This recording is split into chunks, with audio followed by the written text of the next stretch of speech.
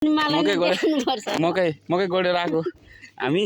हाम्रो यस्तो बाटो छ यी जङ्गल टक्क हेर्नु जङ्गलै जङ्गल। यो हाम्रो माथि जङ्गल भयो घाँस दाउरा गर्ने। हाम्रो घर यहाँ यो बिजुलीको पोलभन्दा अलिकति उतापट्टि छ, अलिकति उतापट्टि छ माथिपट्टि डाँडामा। अब हामी यहाँ घर आइपुग्न लाग्यौँ। अनि यो चाहिँ मेरो जीवनसाथी च्यातिको कपडा लाएर हिँडेको छ। हामी अब यस्तै हो गाउँले पारामा छौँ।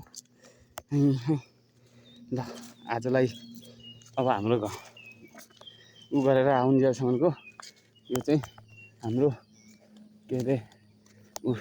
ल तिमी केही बोल न। आज कस्तो भइरहेको दिन? तिन छक परे कस्तो तिन छक परे हो त तिमी? यहीँबाट उक्लिने यहीँबाट उक्लिने अझ बाटोबाट नगइकन बारीबाट जाने भन्छ। बुढी अब थाकेको अवस्था रहेछ।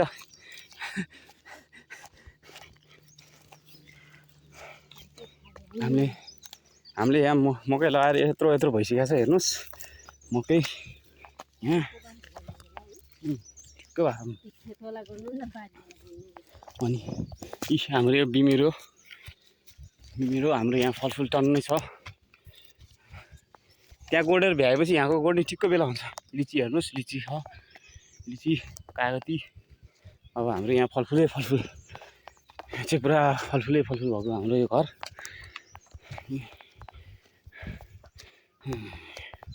ल हामी आइपुग्यौँ।